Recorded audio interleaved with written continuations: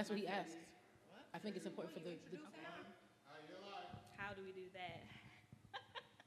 Not a TV show. Hey, what's up, everybody? Hey, y'all.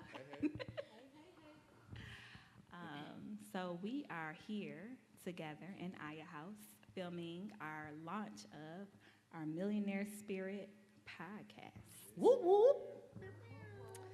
I am joined here, so my name is TeQuion Brookins. I'm joined here by some amazing friends, and we're just going to get kicked off by just introducing ourselves. So again, I'm TeQuion. I am the co-founder of this amazing space. I also am a consultant in the social impact space, and I have a lot of fun doing good things for people that are trying to change the world for the better. So Yes, you do. I think so. You want to go next? Since I'm other couch. Yo, I'm gonna be a whole lot shorter than that. My name is Jay Williams. I am the owner of Mavens Detroit, and yeah, just a dude from the west side of Detroit trying to do it big. Jay, you from the west side? Absolutely. Dang. I didn't know that. It don't match. I just Y'all are unhinged. Wow. It's okay. We'll work on it. Hey, what up, though? I'm Britney, aka Hollywood. Your event extraordinaire. I own the Top Pick Collective, Morena's event venue, and the Lux Rental Collective. I spend my life celebrating other people's exciting things in their lives. So that's what I do. Pretty dope. What up, y'all? I am Nina Love, originally from Brooklyn, New York. I now call Detroit home, and I'm very happy to be in this beautiful home that TeQuion and I have co-created. I also am the CEO and executive chef of The Love Experience.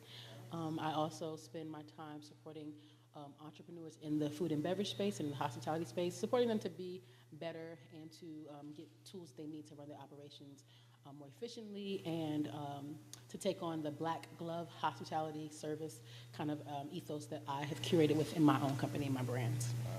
So, yep. No talking on the other side of the couch without instruction. Right? I know, right? So somebody just decided to try to log into the Wi-Fi as we're midway through. We're halfway through the podcast, and you just now thinking about the Wi-Fi. This will happen when you don't arrive on time. Wow. Shots fired. Shots fired. Oh, get ready, because we said we're going to keep it real, and we're going to talk how we talk. So I kind of wanted to talk about why we're here. So for those of y'all that don't know, the four of us are what we call business besties. So we do everything together. We talk all day long. Recklessly at times. The group chat goes hard, okay? But for us, it was really important for us to demonstrate to community what it looks like for businesses, specifically Black businesses, to collaborate meaningfully, intentionally. And so this podcast is a result of us coming together often, having real conversations, and sitting back like, oh, that was good. Like, some other people need to hear this. Like, we need to record this. I don't know if I told y'all or not, but sometimes when we together, I just hit the little record button. Just, You a little creep. You do be doing that. You know. She did that at Morena's. I do. One time I do. at the table. But the reason that I do that is because we gave very short and quick bios on this stage, but the wealth of knowledge and not just knowledge, but like love and like excellence that is reflected on this couch. All of these three people are aliens. I don't know if y'all know that or not, but the creativity, the drive that all of them, I mean, I am hard to please and impress. And every day I am impressed by. Can somebody please make it a little warmer in here? I'm about to freeze my little tail. We could probably close the door. That'll help. And so we wanted to create a mechanism for us to just share not only about our collaboration, but all three of our companies that are represented here are in the midst of something new. So we each have launched brick and mortars recently, and I thought it would be really dope if we could not only challenge each other to continue that excellence that we've already started by charting our pathway to the first $1 million in revenue generated, seeing who get there first and how, but also just, again, showing to everyone what it looks like for us to collaborate. And so I would love to dig into our collaboration and what that looks like on a day-to-day basis, so people can start to wrap their minds around, yes, you hear the word collaboration, but is it you put your logo on a flyer and what do that mean? So that's a good starter question. What is real collaboration to Nina? I want to go first. I think what's important, one of the terms that you use often that I love is heart posture. And it's kind of the basis by which I collaborate and choose to be in relationship with people in my personal life and in business. So I think what is at the core of our relationships is that our heart postures are similar. And what that looks like is whatever the fuck you need. And I love that because that doesn't happen often. And sometimes when you are up to greatness, you need a lot, right? And you need to be surrounded by and in relationship with people that don't think there is, I'm not saying don't have boundaries, not like that, but not thinking something is too much because the relationship warrants whatever it is that you need. That is something that I think is very valuable about what we have here, because I'm always ready, whatever it may be, I'm ready to serve, I'm ready to give, I'm ready to support, and there's no, oh, that's a little bit too much, I can't do that. You know what I mean? Or, there have been times when I'm like, damn, is that too much me thinking of myself, just making sure I'm not abusing, taking advantage. But I think that at the heart of really good collaboration in any aspect in life is having the heart posture to serve and to be of service and to really be a stand for somebody, because that's what I feel like this looks like in real life, is being a stand for somebody. We all know what we go through for the most part. Not intimately, because we're all different. Our businesses are different, but for the most part, we can imagine to another level, because we've probably experienced something close ourselves, that level of just desperation and or you about to pull every fucking piece of strand of hair out because you just cannot figure it out. And then you need, even if it's brain power that you need to lean on, why don't you just do that? And you're like, oh shit, I didn't think of that. But only certain people can do that for you, because only certain people are in those positions and spaces that they would have to even stretch their minds that far to think about the creative solutions and the workarounds and all that jazz. So that's what it looks like and feels like for me in real life. Yeah, I think about this in action. When I think about this, we've seen that in action between the four of us. I feel completely blessed to be a part of this group with these three amazing, incredible women, individuals. It has been incredible. I'm reminded of September the 14th, when all four of us had a spot on Fox 2 News in the morning. September the 14th. Yeah. It was an intense day. It was an intense day. And it was a very long day. Yeah. Remember, that was a really long day for him. That was a very long day. And so we get to the news station early in the morning, and the day was not, I'll just put it like this. The day was not the best day for me. And I think I'm just going to leave it right there. But the way that y'all jumped in to help with that heart posture and support, it was absolutely incredible. I think it's a model. I think it's a model that we have, that I'm glad that we're doing this, because we get a chance to share that with the world here so folks can see it, because not everybody supports each other the way we support each other, and it's incredibly dope. This is a whole different level. What we do is not what I feel like, I wouldn't describe what we do as collaboration, because it's so much more than that.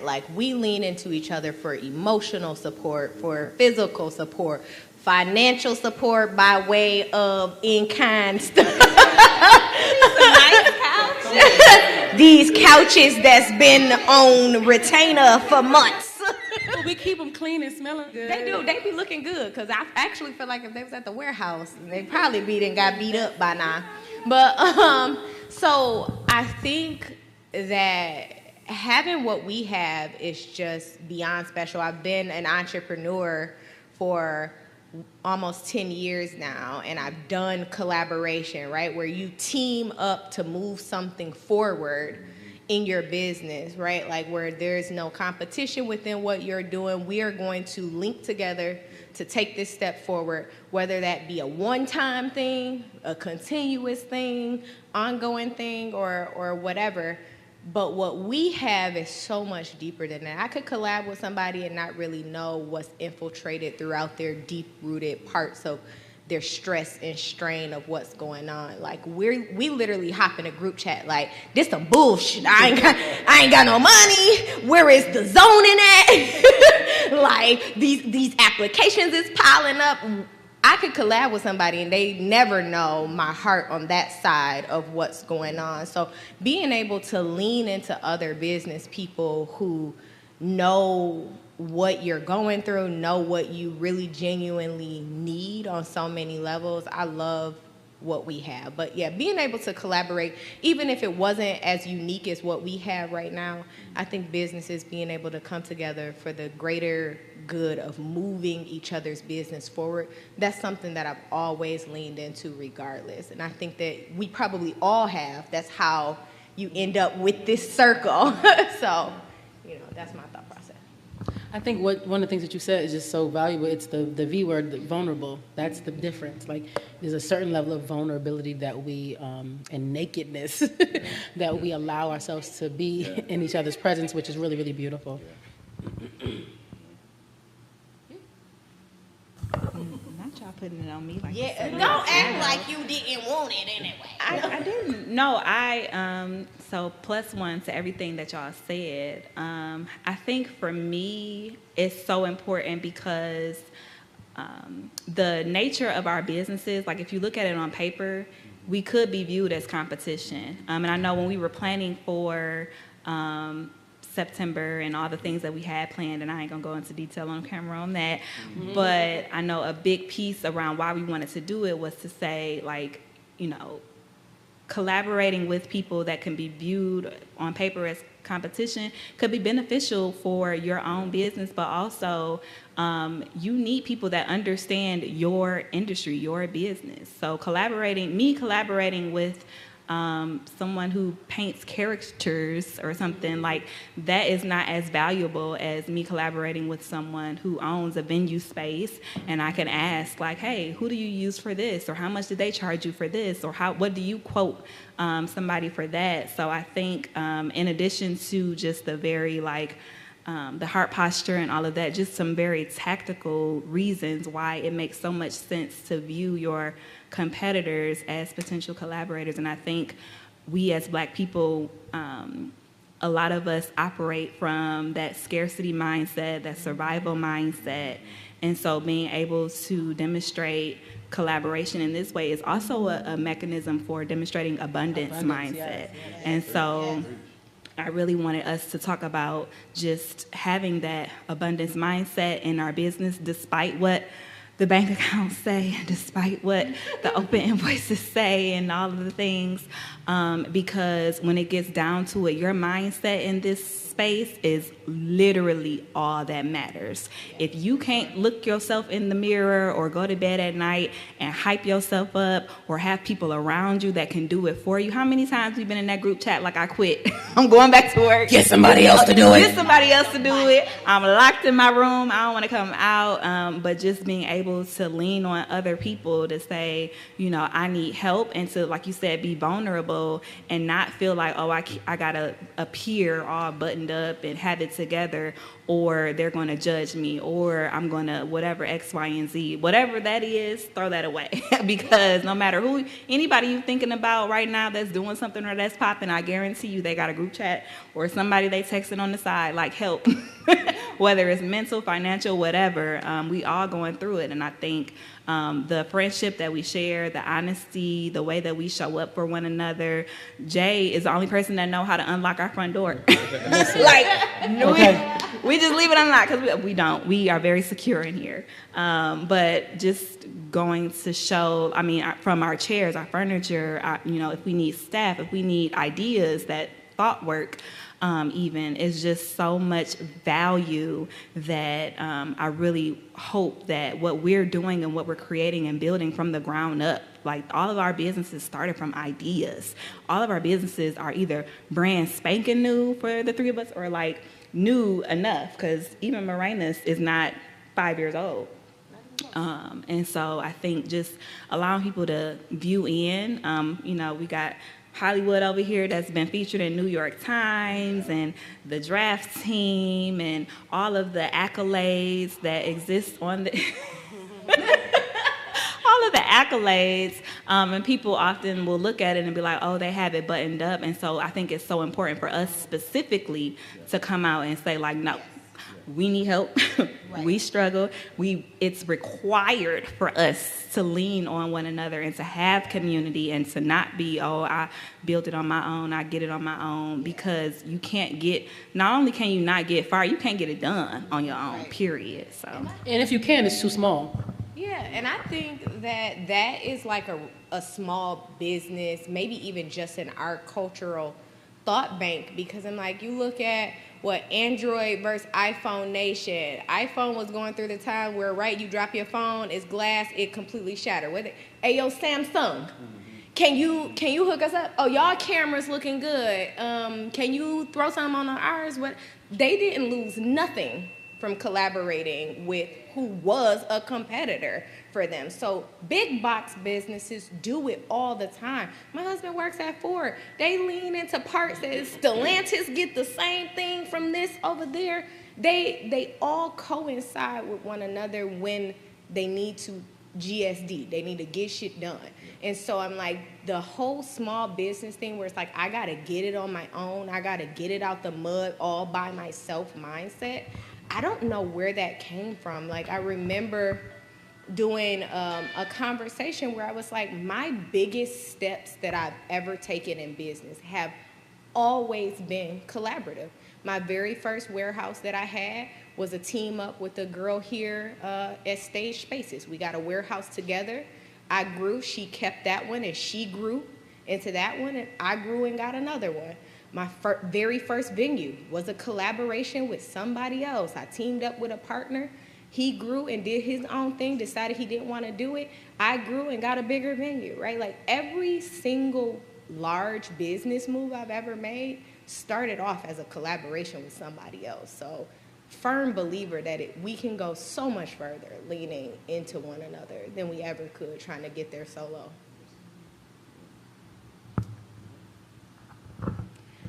I love that because this space that I've been an entrepreneur for a lot of years, and this space is like my first time going into business, seriously going into business with someone else. And for me, I was always like, it's my idea. I'll try to, do it myself to get it done fast. But what this particular experience has shown me that's kind of resonating with what I'm hearing from everybody else is not only can you get there further, but you get there better. Yeah. This would not look like this if Nina Love was not here. Like, I don't know nothing about art except for, ooh, that's cute. I wouldn't know placement. I wouldn't know who to call. I wouldn't know.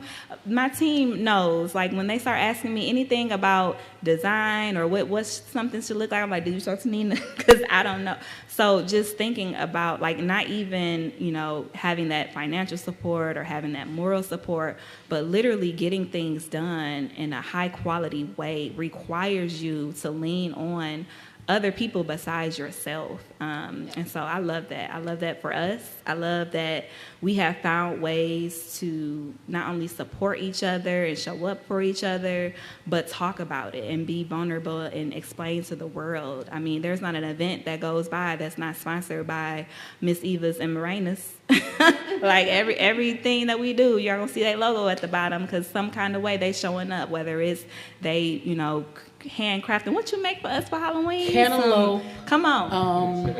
And whiskey and goodness. Like, what? And as a new entrepreneur, I think I'm the newest entrepreneur on the stage. You're maybe. the baby, Jay. I'm the baby of the group. As a new entrepreneur, it's so important because that's something I didn't know. Like, I didn't recognize that. I come from corporate. I was working corporate for 20 plus years. I mean, and those access to resources when you work in a corporate job is completely different as those access to resources when you are on your own, solo dolo, as your own. Absolutely. You the resource, right? And so even more so when you have a group of people that you can connect to that can help and support is so important. It's so incredible to have. So yeah, it's really, really important for us. Yeah.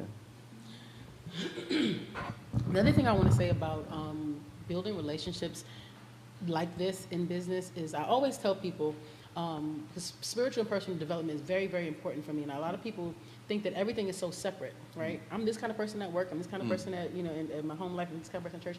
You're the same damn person in every scenario, right? Okay. And entrepreneurship is a supreme exercise in spiritual and personal development. Yeah. And when you allow yourself to be in relationship and be in service in your relationships, which is what we have, it is a testament to the work that you're doing. And it also shows in what happens around you in your business and in your personal life, because it's all connected. And when you have relationships that allow you to be vulnerable and to feel seen and felt and heard, you are inclined and inspired to do more and to show up more. And it's like this beautiful, like little, like circle if you allow it to be.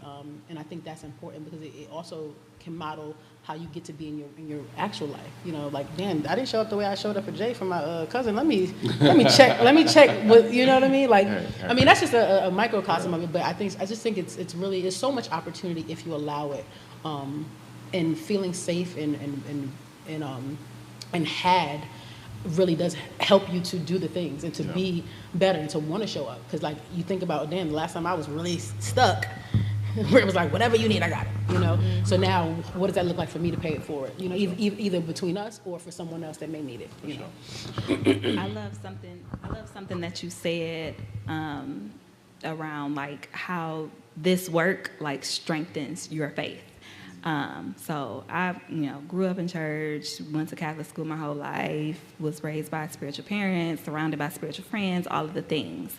Said my prayers all the time. But when I became an entrepreneur, y'all remember, I think it was the Batman, and I think about this, no lie, I think about this every day. It was the Batman with Bane in it. That was my favorite one. Dark Knight, I think was that Dark Knight? Anywho. But if y'all seen the movie, he was like locked in like underground in like this prison with everybody, and he was trying to escape. And he was using a rope or something at first, and he kept trying to escape and kept trying to escape. And then he couldn't actually ever escape until he cut the rope. And so for me, entrepreneurship is like, I was entrepreneurship while I had a full-time job, and that was the rope, right? I had that anchor, not telling nobody to quit their job, right? Because don't do it. It's crazy over here. But I was entrepreneur, right? Sorry. To be honest, we don't need that kind of 200 and up, sorry, we got requirements. But so entrepreneurship is really cutting that rope for me. And when you cut that rope, you are relying 1,000% on your faith. It's not just like a nice to have or like, let me remember to say my prayer. It's like you can't get nothing done. I mean, it's down to the point where me and my dog pray together every morning. Like, we like, come on, baby. Come on, Chaco. Come here. We got to get our prayer. And he's like, we got to pray, mama. Come on, every day. Because it becomes such an integral part of how you just are able to have the mindset that's required to navigate the sanity and the heart posture to continue to operate in integrity when people playing in your face all day, every day, nonstop, won't quit. Because it's Monday through Friday through Sunday, yes. Okay. And so I really love that piece. It was something else I wanted to lean into around something that you said, but of course I forgot the thought because I was just thinking about my spirituality, how much I love being able to, there we go. So it came back. So the other piece of it is, a lot of times people are like, I want to be an entrepreneur because I really like to do X, Y, and Z. Or like people will ask, well, what made you become an entrepreneur? And I was even thinking today, like, why did I do this crazy shit again? And for me, it was so important for me to show up fully in what I was doing. So when you have a job, you have a role, right? You are operating within a team. You have something very defined that you do. You might be able to get a little crazy every now and then on the side for a special project. But for me, I wanted to wake up every day and bring my whole self to whatever I'm doing. That is how I saw me giving glory to God for all the gifts that he has given me. And so I didn't want to do that for Jeff Bezos or Bill Gates or nobody else. Like, I wanted to do that for a cause that I could commit to, and what other better cause than me, right? Or what I'm trying to do in the world. So for me, it was necessary because there's not a position out there that reflects the totality of me. There's not a job or a role that exists that I've ever seen that would allow me to show up in my full self and not feel used or extracted from, because I'm not getting paid for that. I'm not getting recognized for that. I'm helping somebody else look good and doing all the work, but I'm behind the scenes. And not in a way that, ego driven where I have to be shown, but to be valued and appreciated for the true compliment of what I'm doing was so important. Because as a Black woman, we're often the wheel behind the wheel behind the wheel. We're often the driving force, but not seen. And so I wanted to make sure that other girls that look like me, that were trying to make moves, could see that you can do this. Like, it's hard. If you ain't got to, maybe not. But if it's that fire in you that you really just got to get out there and do something, it's possible. And I wanted to kind of demystify what it looked like. And that was another reason why I thought it was so dope that we came together to do this podcast, so we could start breaking down, what is our day-to-day? What do we do on a day-to-day basis? Because people think we probably just have a bunch of meetings, and I don't know. I don't even know what people think, but I would love for us to talk about. I don't know. What do y'all, Jay, what do you do? What does your typical day look like? My typical day is stress. No, I'm kidding. You're not kidding. He is serious. My typical day is straight stress. No, but before I do want to get into that, but I want to touch on something that you said before I hop to that, because it was so important. I mean, there's a part of this entrepreneurship journey that has a piece of self-fulfillment that's embedded in it. When we work these corporate jobs, and again, like she said, don't quit your job.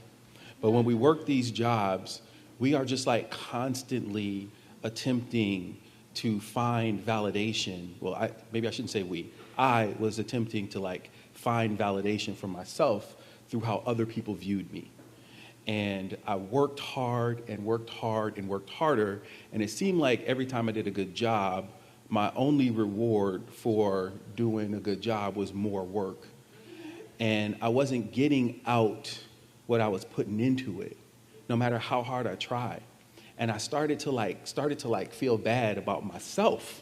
You know what I mean? What is it about me? How come I can't get to the point that I want to get to, right? And so I was just always constantly beating myself up about who I was internally, because I'm judging myself off of a metric of how other people view me. And so a lot of this entrepreneurship journey, at least for me, was about fulfilling myself. Why do I do it? Part of it was that, to your point, no, there's not going to be a space where anybody's going to be able to validate myself in that type of way than I can when I'm doing it for myself. So I think that was incredibly important. I do want to hit on what you said about my day-to-day, but I think you wanted to talk on this too real quick. Thank you for, this is why we love him. Y'all gonna make me shout on this couch. So, first of all, I would only do what I'm doing here with this one right here. I've been in business for a very long time. I'm old, and I've never had a partner for real. Don't get me wrong, I've had amazing collaborations and really intimate business partnerships, but not we go together real bad and we own something together and we. And so. To hear you say that, not that I didn't know that, but I've never heard you say those words, and it just makes my heart so happy, because we are so aligned in so many ways, and that is the most important alignment. And I just wanted to say, to your point, my entrepreneurship journey is so tied to my spiritual journey. It's one and the same, because for me, I decided a long time ago that I want to leave this world better than I found it, right? And what better way to do that than to take everything that God has given me and literally just pour it out, right? And find a way to bring other people along the way. And that's how I ended up here. That's it. Didn't have no plan per se. I just knew this burning thing within me that I was so overwhelmed with how good God was to me, how many things I was given. Like, I'm like, damn, I could do that, and I could do that too. I know people always joke with me, like, damn, what don't you do? And I always laugh because I'm like, it's the God in me. This has nothing to do with me. And so for me, my business is literally a reflection of that, which is how I've been so blessed also along this journey. It's not even close to where I want to be or I'm going to be, but every day I wake up and I'm like, yo, you did your big one again? Like, my God. Like, oh, we go together real bad too. Okay, thank you. And it's to some people that, make millions of dollars or have multiple units, we all measure success differently, right? I measure success by every time I get up and every time I turn around, there's something else that God just be like, oh, yeah, you said you wanted that? Oh, yeah, boom. Oh, and that too. Oh, yeah, boom. And so I always try to lead with love and lead with the fact that whomever you choose as your higher power, whatever name you call it, if you're in this journey here, it literally is directly tied to your spiritual walk. And I think that's beautiful that we have that in what we are, co-creating. All right, what do I do on a daily basis besides stress? All right.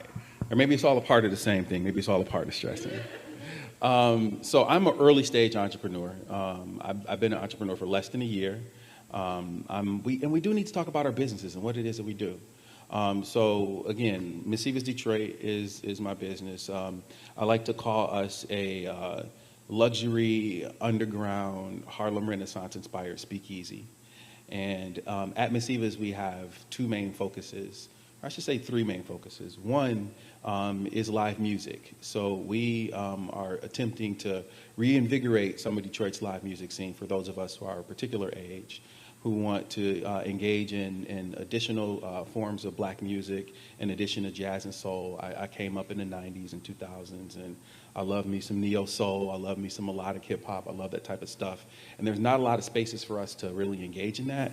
And so my business really focuses on putting on stage folks from that, from that type of genre, getting some of that good neo soul music and good melodic hip hop music into a live band and that type of thing.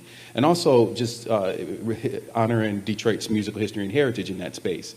As a spot in Detroit, Detroit's well known for having some of the world's best musical artists playing in intimate venues, right in neighborhood venues. And so I want to kind of, bring some attention to that for our cities.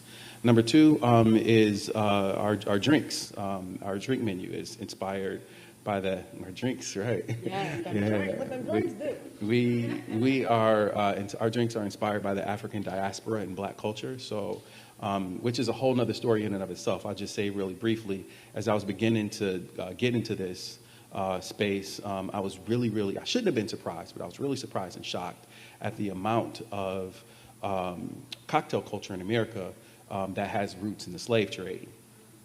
And it made me kind of upset as I was learning about it. And so I said, Africans and black folks have been doing things for thousands and thousands of years, generally before it comes to the other civilized nations. And so I started doing research on some plants and ingredients and seeds and things that came from Africa that are now a part of cocktail culture, American cuisine, and others. And so we tell those stories of black women carrying seeds in their hair as they were going over the passage, or capturing them and growing them in hidden gardens in Louisiana, and things like that. So we tell stories about that in our drink menu. And then the last thing is Miss Eva's is named after my grandmother, Eva Franklin, who I'm biased, I think she's one of the most incredible women in the world. And her and my grandfather used to have the most amazing Detroit house parties. And so we kind of like bring all three of those things together: live music, drinks, and kind of an atmosphere that you would experience when you're going over your grandma's house. So that's Miss Eva's Detroit. What do I do on a day-to-day basis is like make all three of those things come together. So every day, like I said, I'm an early stage entrepreneur. I'm getting my business off the ground. And so from capital improvements, like to all of the things that I need to do in the building to get the building to have that Harlem Renaissance vibe, construction, all of those type of things. I'm running down contractors, doing work myself. For the drinks, making sure that I have the resources for that, coming up with the drink menus, looking to hire staff and other folks who can help me create the type of vibe that I want to have in there. That's really just it. I mean, I know it's a whole lot more to it. We'll probably get into it, but it's really about wrangling resources and pulling all of the different pieces and parts that I need in order to have this as one cohesive project. It's like pulling all those different pieces and parts into one thing, whether it's dealing with the city, whether it's dealing with the city and pulling the things that I need in order to be properly licensed, whether it's dealing with contractors, making sure that, all the things that I want to build are built, dealing with employees, trying to make sure that I get the right staff of employees who can pull it all together. It's just a daily grind of pulling everything together to make everything in one cohesive whole. So that's my day, just pulling my hair out, pulling my hair out to make all that happen. I know, right? I just want to say, too, because Jay is super, super humble. You may refer to yourself as a first-stage entrepreneur. You do not show up as a first-stage entrepreneur, and I want you to sit in that and own that. I've been in this thing for a long time, and what you have done in how many months? Yeah, about 9-10 months. Exactly. And what September was 2 months ago when we had the event. I had people that I invited that I talked to afterwards, and it was like, I'm sorry, what? He just what? There was no way that anybody could tell that you had just started doing anything. So I want you to be more confident and stand firmer and own how you show up in making Miss Eva's come to life, because you are doing the damn thing and you're doing it well. So yeah, stop playing in your own face. Thank you. Who else do First, you got to tell us more about businesses. Man. Did you have a I had a videographer following us around to get the content. He was only with us for 2 hours, and at the end, he literally was like, "Did you script any of that?" I was like, "This is my real fucking life, okay?" Like, no, none of that was scripted. All of this just happened. Maybe because Karma sees the camera and decided to give you a little bit more razzle-dazzle than usual. Your life is razzle-dazzle. Like, I am. Stuff you do on a day-to-day or experience. I won't say do. Experience. I'm a hole plugger. No. Like, literally, I feel like the best way to describe it, when there's so much greatness coming down the pipeline at such a rapid speed, at so fast, with so many opportunities bursting at the seams, you don't have time to fix all of the things at once. So you fix one thing, and then the pipe busts over here, and you plug that thing, and then you plug this thing, and you plug that thing. I'll drink some water to that. And I feel like I used to look at that as like, why is my life mass chaos at all points in time? And my business coach was the one who described it to me that way. They were like, you're pushing so much greatness down a tube that is oftentimes not this fast and not this small, right? Like, you're coming with a little bit of resources, with a whole bunch of talent, and you are coming at a time where the city like really is receiving what you're giving. So you've got opportunity after opportunity. So it's coming gushing down this pipeline, and you're just trying to take it all in. But that means that you don't got time to weld, you taping and moving along and going back and patching as you go. And that's just what you're doing to make it through. And it's okay, you're making it through. And so I'm like, on a day-to-day, I usually head into Morena's Detroit right now. I will go over emails. I usually roll over checking emails about 6 in the morning. And calling me. Because if you own a business, why you not woke? No. Y'all remember the text message? I was like, I waited till 8 o'clock to at least send this, but it is difficult to have to wait for you to get. Man, I be. But I respect it. I do. You an early riser too, Nina? Yeah, I'll be up at 6 o'clock in the morning. Because, baby, I be like, she not up yet. But schedule it. That never stops you. Schedule it at 8 a.m. She not up then either. But she will literally But call me. I feel like 8 a.m. is at least courteous. Respectable. It's a respectable hour. I'm usually rolling over checking emails about 6 in the morning. I feel like once you've been in this thing for a minute, certain things are like just PTSD driven. So like if I get up and go to the bathroom in the middle of the night, I'm checking emails. Like I'm not going to bed without checking my emails. And so that's usually the first thing I do. I get up, I take my daughter to school, and then right from there I head to Redford, which is a 48-minute drive from my house, so it is far. And so I get there, I usually walk the warehouse. Like today when I walked in, found out all of the chairs had fell over at nighttime because the team stacked them all wrong. So I walked in. No, they didn't break, thank God. Okay. But they were all over the floor. So this is more stuff that they got to do. We're working on our grand opening right now. And so, yes. Okay, listen, baby, it's going to be a Detroit swag showdown, okay? I am excited about the grand opening, but I think I'm more excited about the fashion show that's about to go down, baby. The fashion show about to be fashion showing. Is it going to be a strict, like, end time, or are y'all going to be lingering? No, they got to get the hell out at 9. We don't. Oh, we don't. Okay. What? Who? The what? Go ahead. You was telling your story. Okay. Listen, that day gonna be like a wedding day where like, okay, when it's time to go, I need y'all to leave. I'm tired. I've been at this for a week. I'm tired. I'm ready to go. It's Thanksgiving now. No, so then I usually hop on the computer and I chat with my virtual team members. I have a team member in Jamaica and I've got a team member in Philippines. So I usually chat with them, check and see like, what do you need from me before I start shaking and moving?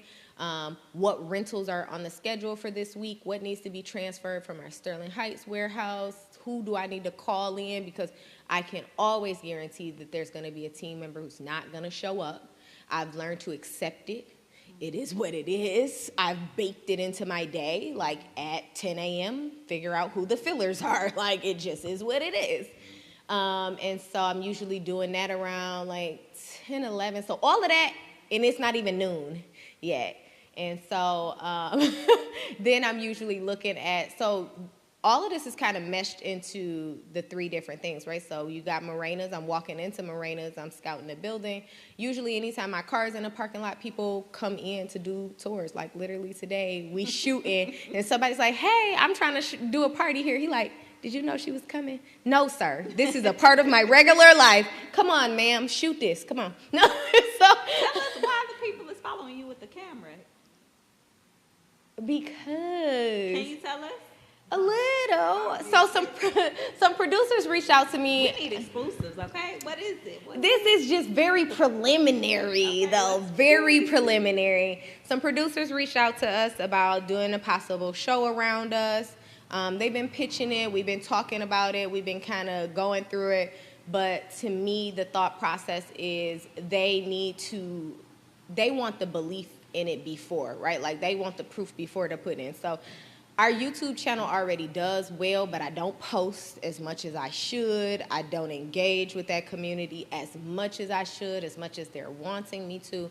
So I think they want to see me basically doing my own show first before, and I think they'll pick it up after that. So are they coming on Monday? They are not coming on Monday. The videographer will be there. Oh, okay. So we're basically shooting our own show. You know, I want to know why this wasn't in the group chat. Because I just learned yesterday. Feel a little violated, just a little violated. Because we talked about this. I was pacing back and forth on that stage. We was talking about how we not going to have to struggle no more. You about to be big Hollywood, and we going to blow up, and we going to be able to have our show and not have to work. Like, where was the indication that this was happening? It hasn't happened yet. It's happening today. We're doing our Issa Rae thing right now, okay? We're YouTubing it up our own show at the moment. Okay, so look, our followership has been crazy. Like 5,000 new followers in the last 30 days. Like our followership has been insane. And so like we're really, what I feel like, professionalizing my social media at this point. Like we're like figuring out, okay, you have a huge following now, like across the 2 platforms, you almost got 100,000 followers across them all. So what do they want to see from you? How do you not let this linger by the wayside, right? So now it's another thing, another basically business that you're like prioritizing into your schedule. But I feel like I have learned to say this is all I have to allocate to it. And it really, that's how it happened. I called Terry this morning at 8 a.m. He was up. And I said, I said, Terry, pull up. I want to shoot today. He said, 10 o'clock? Yep, bet Mimi and Marina's. Done. That was how it happened. At 10 a.m. We were done shooting by the time you were batting your pretty eyelashes. So I feel like a day for me is really managing all of the businesses as a whole. Like I had a meeting this morning with the Grand Rapids team. I had a meeting with the virtual team. Then finally the boys from the Detroit team finally trickled in at the tail end of the afternoon because they like to work nights. I've learned to stop fighting them on it, right? Like you want to work 8 to midnight. Fine. I'll be here at 6. I need you here at 6 so when I'm leaving, I can give you the run of show of what you need to do. But as long as it's done when I walk back in the building at 9 a.m., I don't care. You want to burn the midnight oil? Do your thing. It used to frustrate me. I think I am, you know how we get older, your tolerance swings for certain things. Like, I used to be able to party. Now I'd be like, why y'all so damn loud? Turn it down a little bit. I used to be like, I don't understand how you don't show up at 9 a.m. 9 to 5 is the work shift. Like, what are y'all doing? You just rolling out of bed at 3 o'clock, and you don't get here till 5. Like, you're sleeping your life away, young man.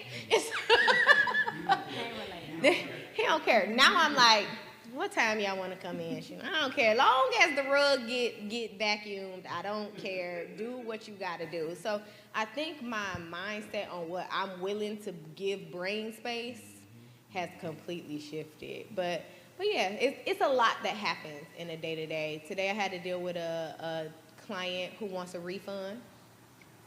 She wants a whole refund. For an event that was done already? It was done. Or is this the slide off the chair? The toilet. Okay. And so the client, their guests, put some stuff into the toilet system that didn't sit well with the toilet system. And how much did that cost? Is that going to cost you to repair? Oh, God, let's not even talk about it. That day alone, it cost me $500. But her argument was, first of all, one tampon shouldn't break down a whole commercial building. And Whoa. I didn't have a bathroom my whole entire event, so I feel like you need to give me something back for my inconvenience. I'm like, Tell your guests to, you know what? this is a real, this real life, like real life, he capturing this conversation real time. And I was like, I gave you your full security deposit back. Just off the strength of you had just experienced loss. To me, it wasn't like you did it, a guest did it, right? Like, so that to me would have been insult to injury, adding salt to an already fiery wound. You just lost somebody important to you. I don't want to take your money. That's not my goal. So I gave you the full security deposit back in spite of me coming out of money in the middle of it all. I knew that this inconvenienced you, and it inconvenienced me too. I'm inconvenienced, but Now she's calling me trying to collect. I'm like, what? TeQuion, how many parties we doing? Cause I'ma need my money. But yeah, she is like, I think that I need to get at least $1,000 back. It was $1,850. She feel like she should get $1,000 back.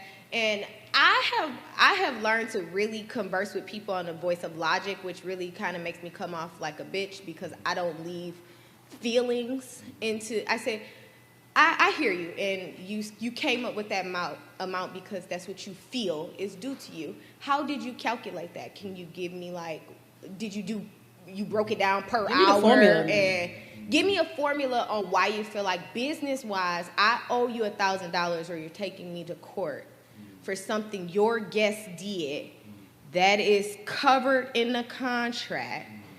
There's signs on the walls of the bathroom. I have the guest on camera. Why do you feel like I owe you $1,000?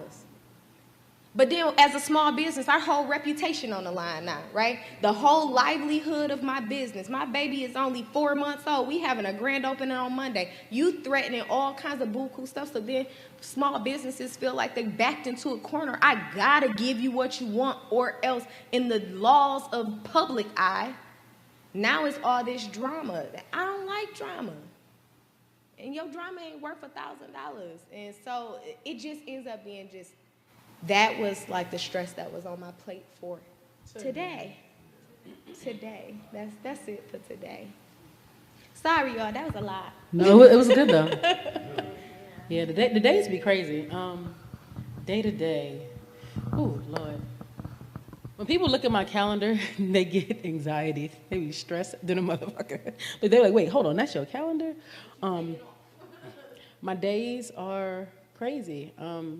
In the most fulfilling and amazing way, and also insane.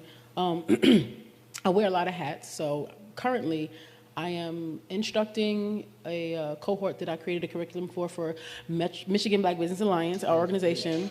Thank you. So this is the second cohort. We did one earlier in the fall. Now we're doing the second one. So we teach on Mondays, and then we take class on Mondays as well. Myself and two of my, we call them GEMs, guest experience managers. We are getting certified as hospitality managers. And so we have a lot of work to do to, like, classwork. Like, we're literally getting an associate's. And we're also teaching a 4-week curriculum that should be 8 weeks. So it's a lot of work. So at the top of the week, we're in class. I typically am coming back from wherever I traveled over the weekend. So Kutu comes and picks me up from the airport on Monday morning. Shout out to Kutu. I cannot do none of this shit without Kutu. And then we go ahead to class. And then there are a shit ton of, I literally feel like all I do is cook and meat and cook and cook and meat and meat and cook and cook and meat and meat and cook.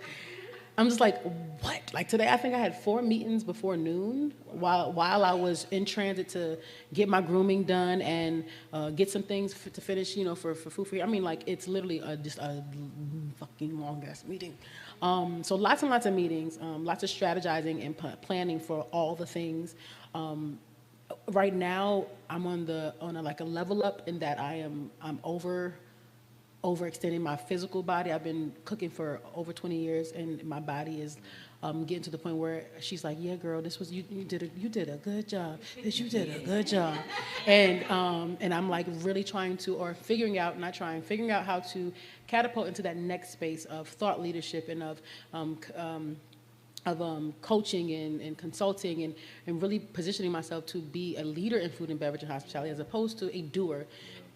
But I still am doing both, right? So, because who's going to take me there? I can't take I have to take myself there. I can't hire a team to do that yet because they cost money and I ain't got no money.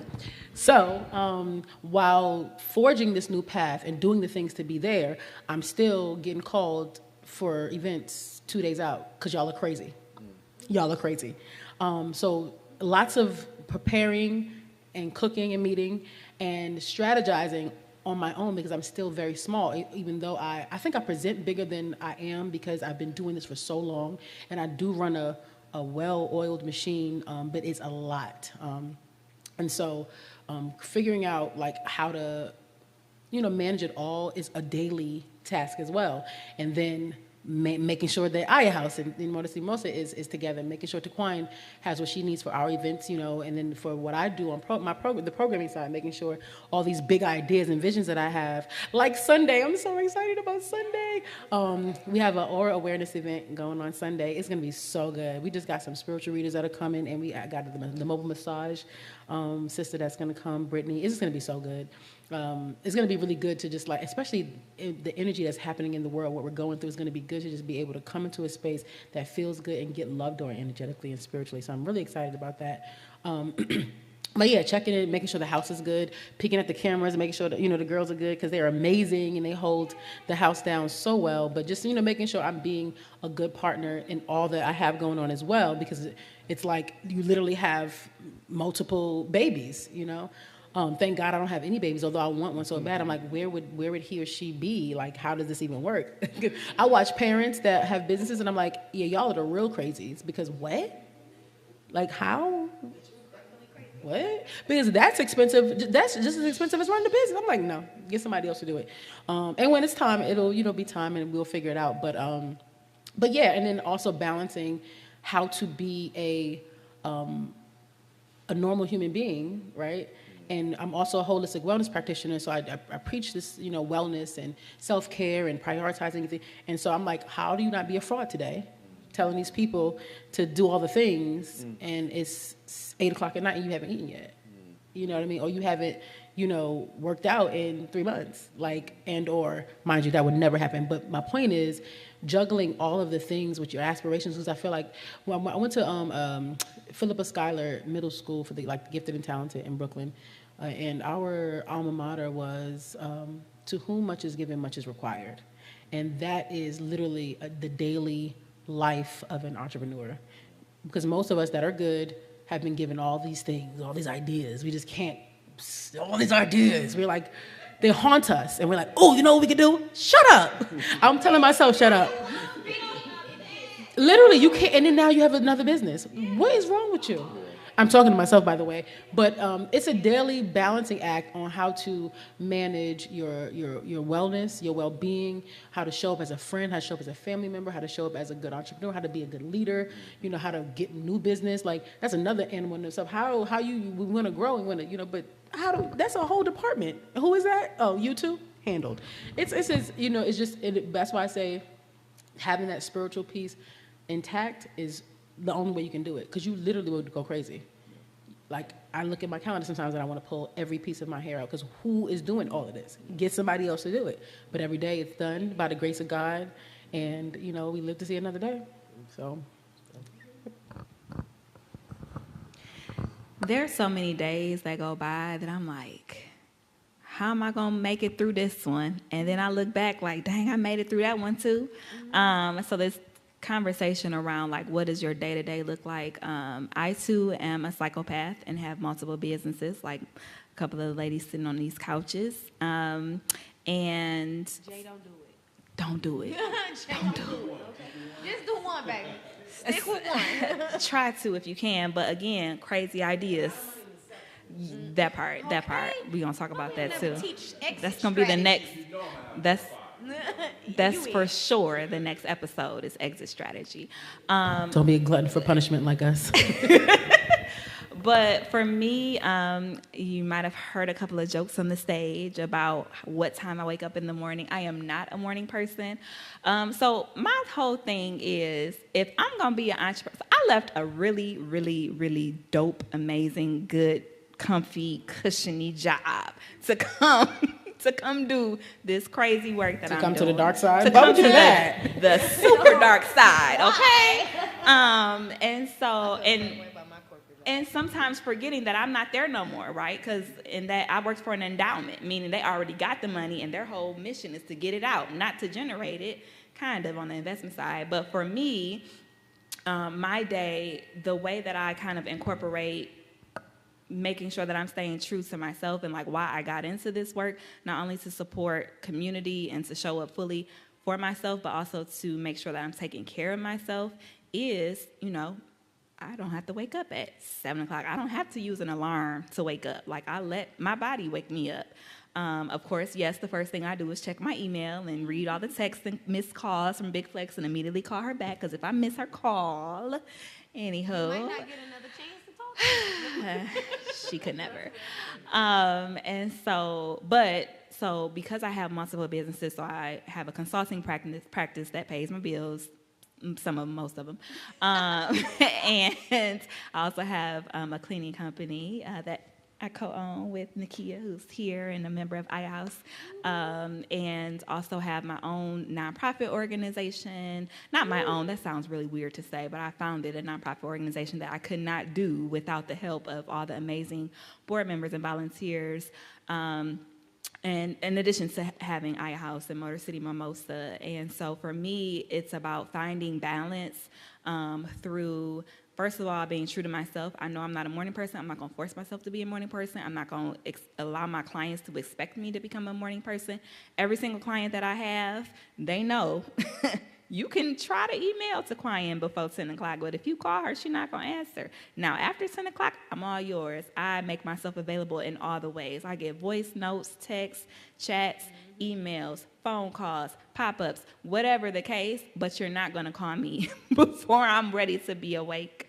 And so that's something that is really important, I think, for entrepreneurs. A lot of times we're so focused on like grind, hustle, get it done. Like, how can I make the next dollar? And if you allow that to drive how you show up and how you move, you're going to burn yourself out instantly, because there is no shortage of need. As soon as you make $1,000, a $1,200 bill occur. And you're like, well, out of the sky. Where did you come from? Go back where you came from. I was just about to use this to go away. It's disrespectful. Very. And so for me, it's about finding those synergies. It's about looking at, the complement of businesses that I have. And if today I'm focused on like generating new businesses, let me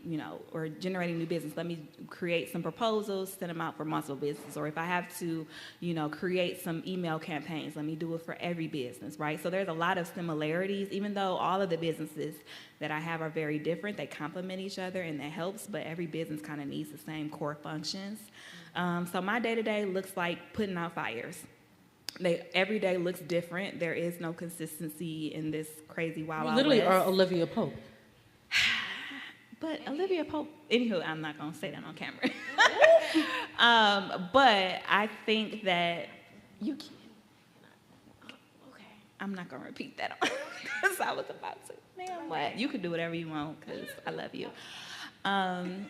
But my day-to-day is so different. A lot of times I am a counselor, a therapist. I am always a problem solver. It's one of the things that I get excited about is somebody coming to me and saying, hey, X, Y, and Z is happening or has happened, or I got an idea and I don't know how to make it happen, right? And so whether it's family, friends, Facebook, every single day. I'm not exaggerating. I'm not making it up. There is not, at least on any particular day, there's about 5 or 10 people that reach out to me. And the things that they ask me for, none of them are aligned. Right now, I am somebody's talent agent, an actress and a singer talent agent. And I was like, oh, okay, I'm a talent agent now. I already talked about the businesses that I have. I am a speaker. People reach out to me to come and speak. I've got flown to North Carolina to do a speaking engagement for a sales team of an IT company. Like, where within the Motor City Mimosa do you see that? Like, but being open and being receptive to allow yourself to experience new things, I think is one of the most exciting things about entrepreneurship, because you get to find out, like, what's your it? Like, what is your thing that, like, really sparks you?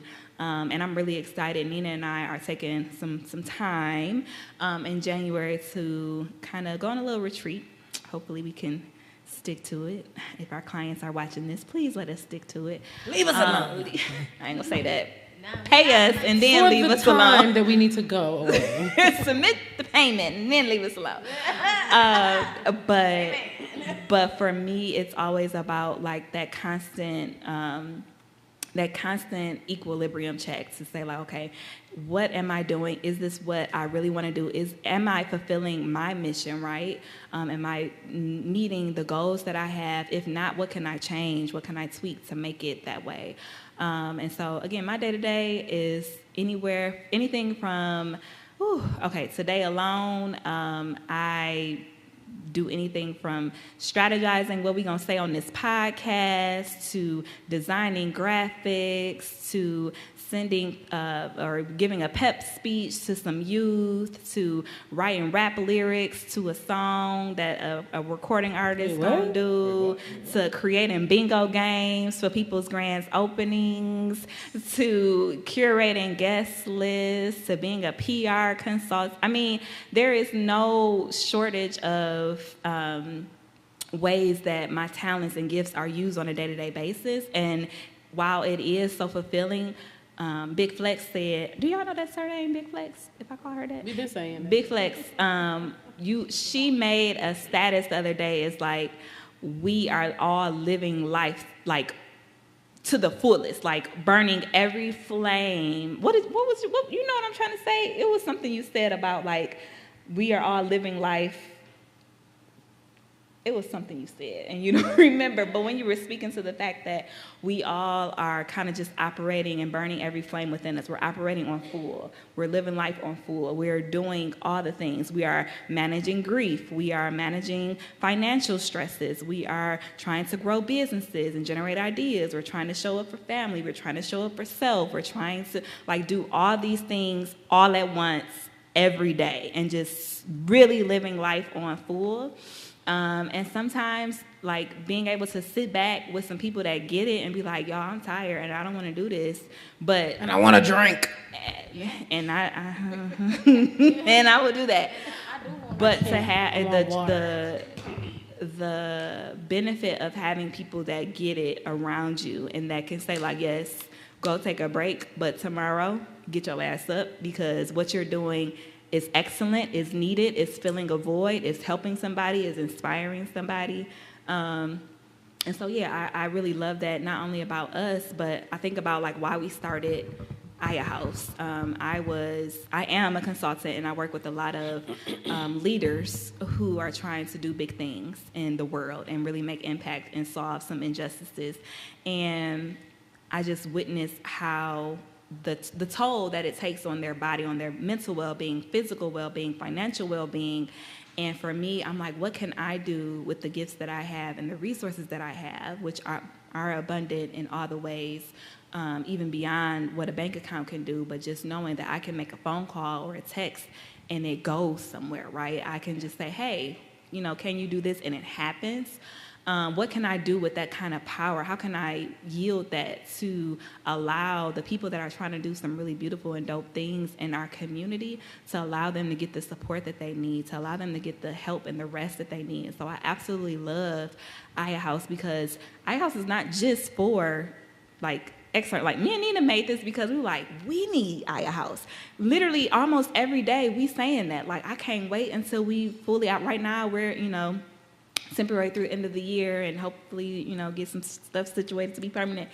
But we're we need Aya House. We need a place to have rest. We need a place to have food that's good for our bodies and our minds and can energize us and not poison us.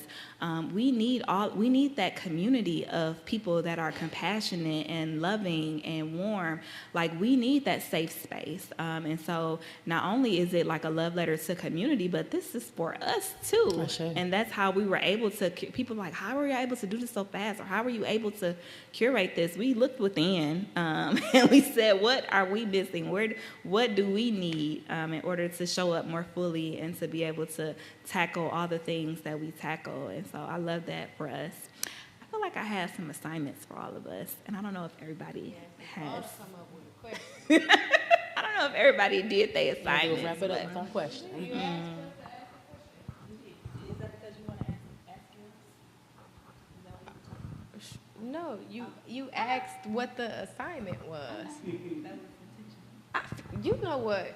I feel like the bullying that be happening around these parts. Oh, wait, you're a Gemini? Andy is. And we're both Tauruses. May That's 29th. madness. Yeah.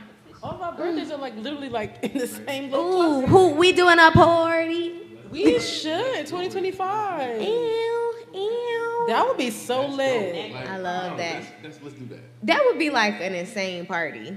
Yeah, we should do We that. all know so many On a people. yacht. On a yacht. That's what I wanted to do this year. Yes, I love it. I got the connects on that part. Okay. I got it. Oh, that's going to be sexy. Yeah. I'm not If cooking we- nothing either. Okay. Jay not doing no drinks. And Brittany not putting no decorations. Wait a minute. No. Wait a minute. Celebration of ours and of our lives. Well, then who No is work. doing it? We got about 6 months to get it together. So we will do it for 6 months and then just not party? Is that because I'm trying to understand? There will be drinks. I don't know that I understand the assignments. So in opening up your brick and mortars, because all of us are recently, so all of us this year have opened brick and mortars. What have you learned now that you didn't know before?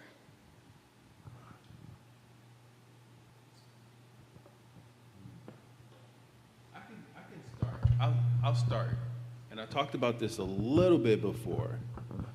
And it may sound crazy. It may sound crazy, a little bit, maybe a little bit off. But I learned that money is not infinite. It goes so fucking fast.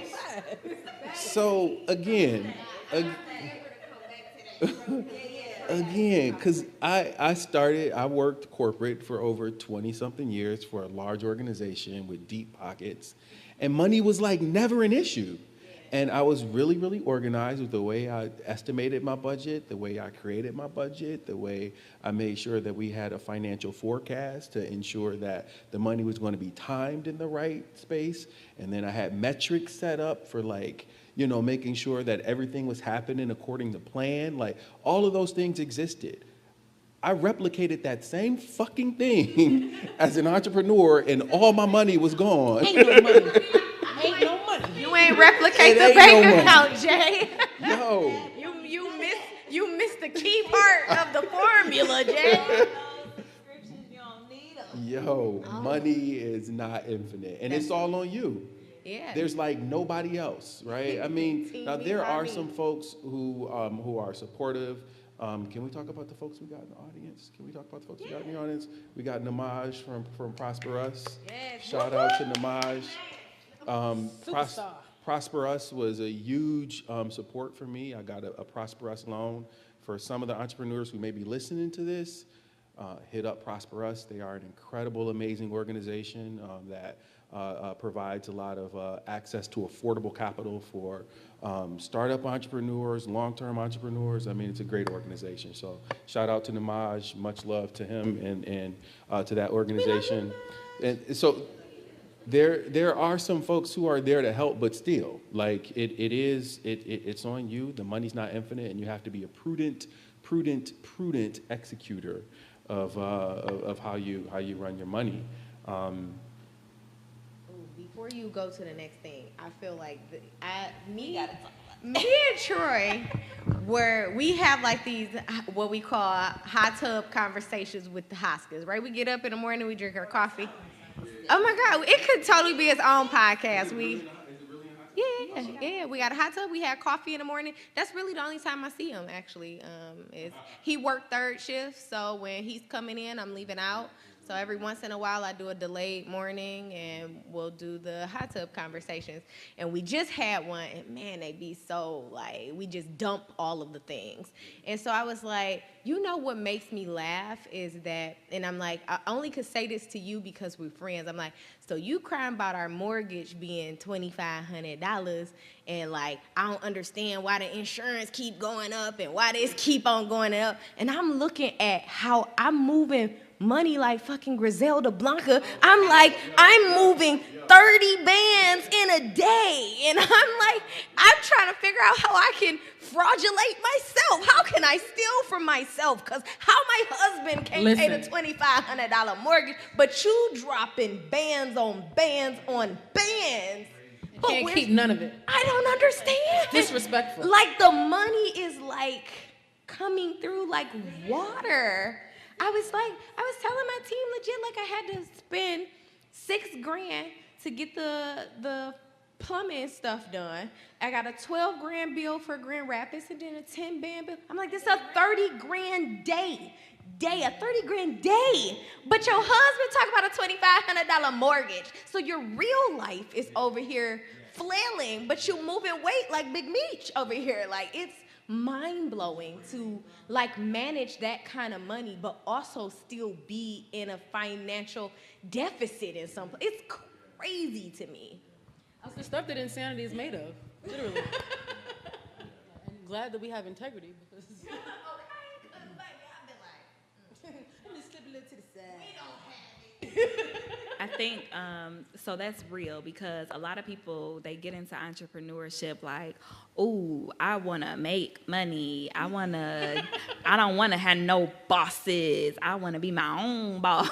I'm I want a boss so bad. Like, please tell me what to do. Send me a paycheck every week. Like, they don't understand. When you are, especially when you are the entrepreneur, like the CEO, the leader, whatever, you don't get paid. Everybody else, especially as a small, now corporations, once you like grow and do all the things that you need to do and whatever, this is different. But for like typical LLC entrepreneur, you are not the one getting paid. Me and Nina have little had brokies over here. Your little me broke and best Nina- friends. Me and Nina have had Aya House and Motor City Mimosa LLC since August of 2023 and have not made one nickel. One I need y'all to penny. replay that and replay that. One, so y'all say it can again. Etch it into your Nina brains. Love and TeQuion Brookins have had Motor City Mimosa LLC, EIN, I don't remember off the top of my head, but have not made one, took home, extracted one penny.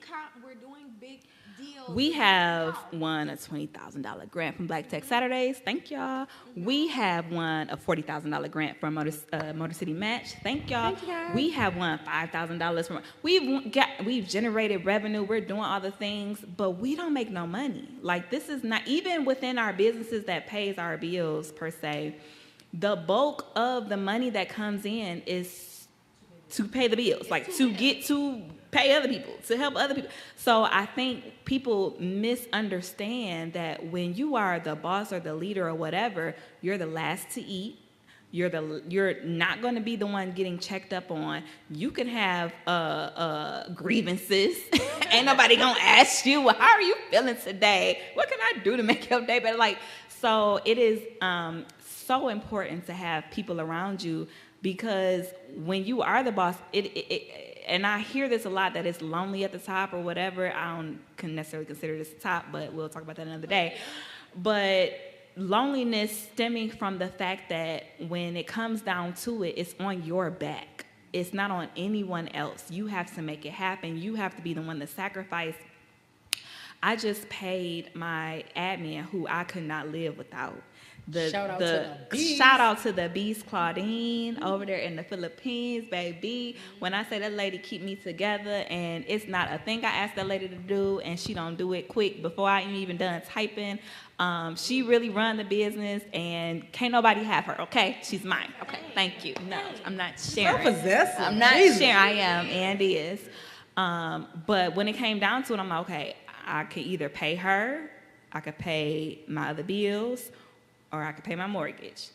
Guess who got paid? Claude. Exactly, because at the end, in the beginning, in the middle of the day, she is who makes the business run. And a lot of people, if you don't have that heart to be able to make that sacrifice, not even to be in a position to take the sacrifice, because nobody is able to do that, I think. Like, we all got to pay our mortgage, we all got to eat, we all got to do the things. But to be able to take that sacrifice and to be okay with it, and to not be like begrudgingly like, here go your money or whatever. Like, I was so happy to be like, girl, go ahead, overdraw the account, because you deserve it. You did that. Baby, this your company, do what you need to do.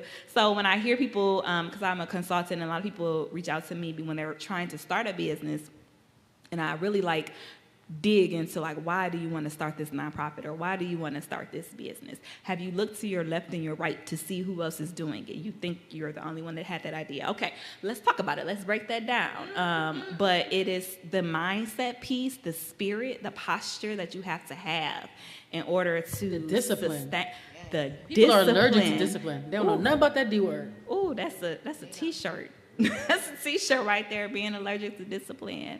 I think if it had not been for the way that I was raised, very, very Catholic, very, very structured home, very, very, everything was routine. I had my life and my budget and everything down to the penny, down to the minute. I would not be able to survive and to be able to grow my businesses the way that I have, because there is nobody that's going to tell you don't do that.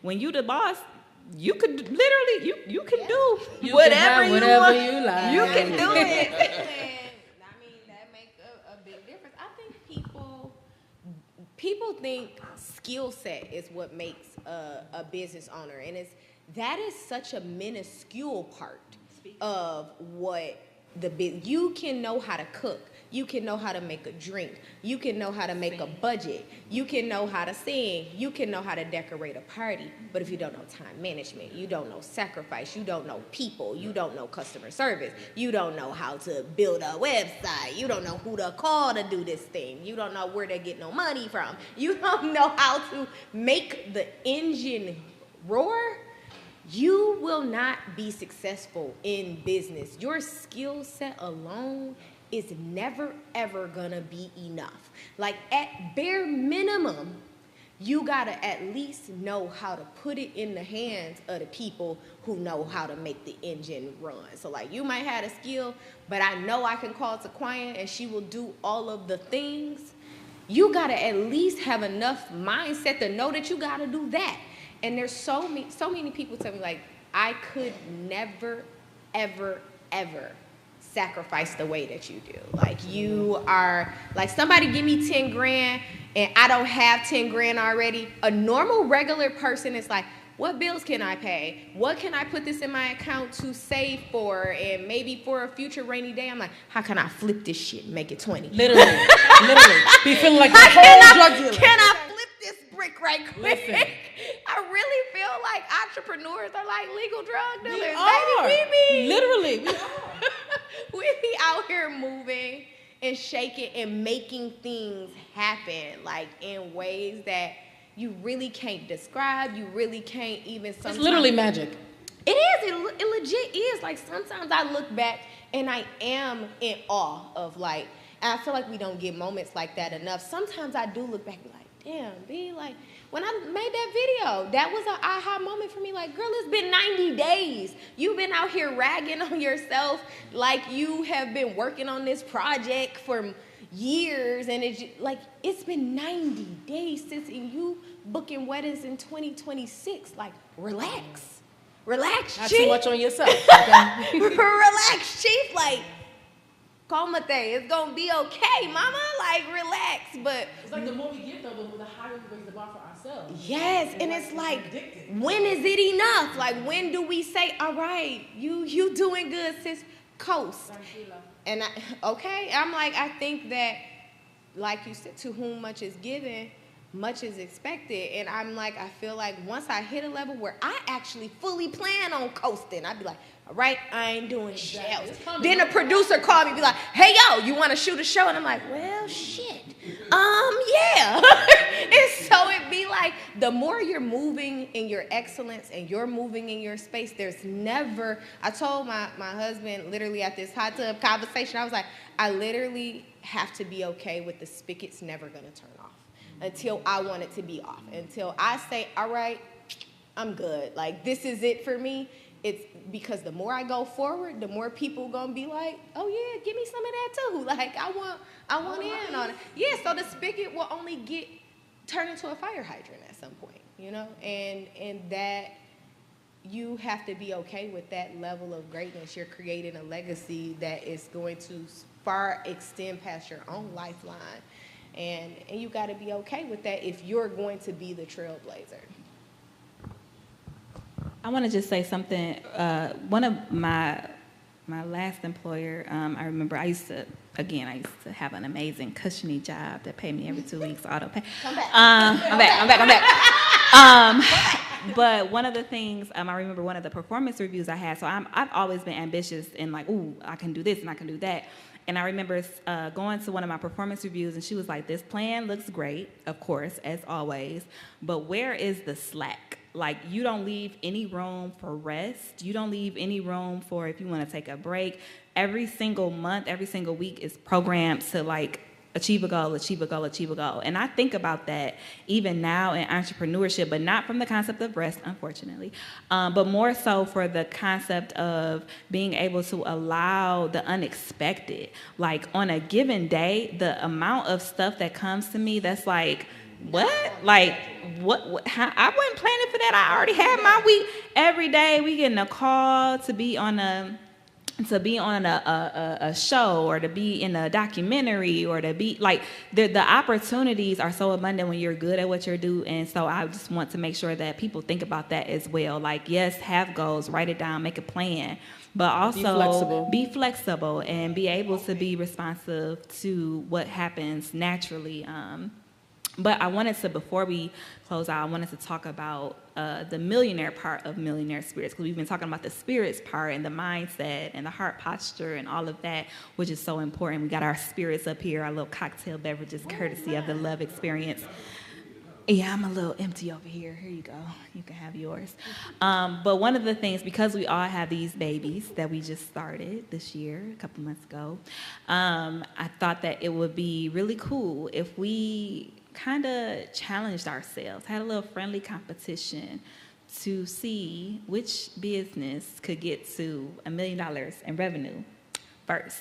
But not just in a friendly competition way, to be real transparent about like what are the strategies that we're using, what are the challenges and the wins, and what worked and didn't work, so that we can share it out with people and kind of really be authentic.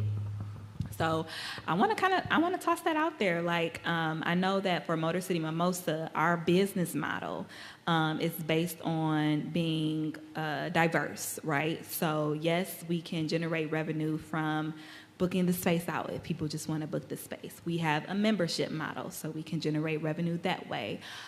We have a store that sells products that we're creating. We'll soon have food and beverage offerings that will allow people to purchase products from us here and other places as well. We'll talk about that another day.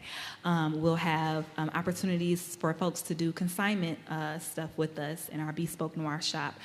So we have thought about all these ways to break down like what our revenue generation approach is. And I would love to like kind of hear Jay and Brittany and even Nina, if I forgot one of our money streams. Oh, okay. I thought I would, because I did that plan a lot of times for a lot of opportunities. But yeah, no, I want to like be real transparent about like, okay, if our goal is $1 million, right? What are we doing to get there? How are we pushing that? I know for us, we are very intentional about like first creating a membership model, but not just like, oh, somebody come be a member. Nina and I were very intentional about who were our members, and so we shout out to our founding members. We love you guys. Ooh, we love y'all. But we were so intentional about making sure that we started off our membership base with the people that we wanted to be members, to showcase to the world, like, okay, if you're not like moving like these people, this is probably not going to be the place for you, right? And also, you know, just staying true to our mission and all of those things. But for us, it was more so about making sure that we created a community and that we were being authentic from the onset, and not just about like, oh, how can we make $1? How can we make a quick buck? Because if we just wanted to make a quick buck, we would have been I've turned down so much business because people have been reaching out, oh, can I host this there or can I host that there? No. It's not a match. It's not a match. But you can do that at Morena's because they love events. Please do. Or at Miss Eva's. And that's one of the beauty pieces of, you know, how we operate. Yeah. We can't do it, but we know somebody that can. Can and do. And so I love this idea of like just being strategic, being flexible, collaborating. And so I would love to hear Brittany and Jay kind of like talk about what are some of the strategies y'all doing to get y'all first in, and who y'all think is going to get there first. Also, can we have quarterly retreats to check in and go somewhere just to make sure we're on track? Retreat. Like, that's warm and like has beaches and stuff. Can we? Retreat queen, I know, right? Because every day I'm like, where are you now? Share your location. I literally made her share her location. Because when I'm here, I don't sleep or eat. Okay, let's be clear. I only do that when I'm not here. She does work hard. She works very hard and deserves. Am I going first again? All right. Strategies. Brittany probably got the strategy on lock. We need to be copying Brittany's strategy. Like, what the deal? Can I not make this? I mean, like. Oh yeah. We can feel some dead silence while you're finishing your drink. Have you finished a drink now? It's the bullying that keeps occurring up in this place. So we are grossly close to hitting our million. So big flex. I'm super excited about that. In fact, I feel like the crazy thing about it is you probably already got this on live, because can I just big up our friendship on one level specifically? I love your brain. Like, it is fucking brilliant. Like, you think you amazing till you talk to TeQuion and you're like, who are you? Like, what are you? Like, did you just come up with all You are the alien. You stay playing you are the alien, okay? Bro, I'd be like, damn, I thought I was good. But so what I'm about to say you probably already doing, but I'm gonna sprinkle it out there anyway, because I feel like even when I thought I was doing the things, I wasn't. So I feel like making the M is actually not the hardest part. I feel like oftentimes we be so in our own whirlwind, we're not tracking the fucking M. I was just talking to Troy. I was like, I'm gonna miss my goal. This year was supposed to be my $1 million year. And I'm like, I'm off by so much. I don't understand. I feel like I had a powerhouse year. He was like, even with the draft? And I was like, I was like, damn, I ain't even count that. But you know why? Because they paid outside of the normal system, right? They wrote a check, and I'm tracking it through something else. So when I went back and tracked the things, I was like, damn, we might hit it. TeQuion, what we got going in December? Because, baby, we about 50 bands short. Like, we right there.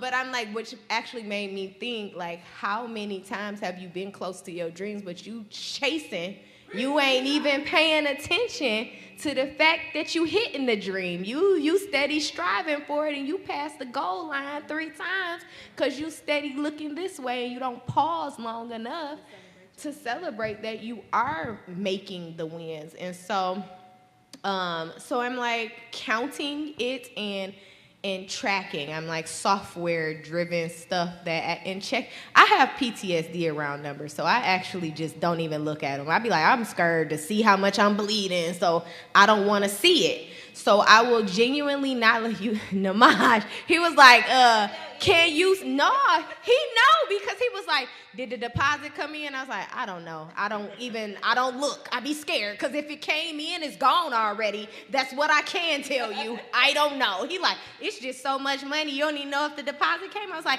no, I can guarantee that if it did, it's gone. And if it's not, it's about to be gone. So I don't even want to see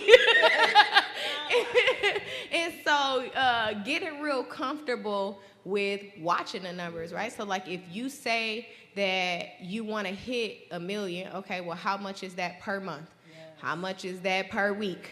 How much is that per event? And get it real serious about what those things look like. And I realized I had to up my bottom line decor price. I thought I was doing something with my $5,000 minimum. I was like, baby, that need to be a $10,000 minimum. Because what are we doing? Like, $5,000 is not going to get you where you're trying to be. If you work every single weekend for every weekend out the year, like, you're still not going to hit it. So this is an impossible goal because you're not even using realistic numbers. So I think sitting down and making realistic goals and believing that you can actually do it. I think that's been part of my problem is I've been running and I've been like, yeah, I get there at some point, and I'm like, no, you there. You right there. Like if you actually, not the little one. If you actually pay attention to what you doing, sis, you right there. Like now I'm like, okay, you $50,000 short. Well, $50,000 short don't sound so far away from $950,000 to make. I'm like, oh, that's a couple Christmas parties. TeQuion, sign me up. You know, but now I can be intentional on those phone calls because I am very intentional about being able to hit it. I'm like, all right, MDBBA, I need you to up your bill. And you know, where I'm like, I'm very intentional about it because it feels attainable. I think at the beginning when you're so far away from it, it doesn't feel attainable, so you don't focus on it. Yeah. It's very attainable, so actually focus on it from the beginning because all I can think about is, damn, if you actually was thinking about it, would it have been double the meal? Like, would you have made way more if you actually was paying attention to what you were doing? So.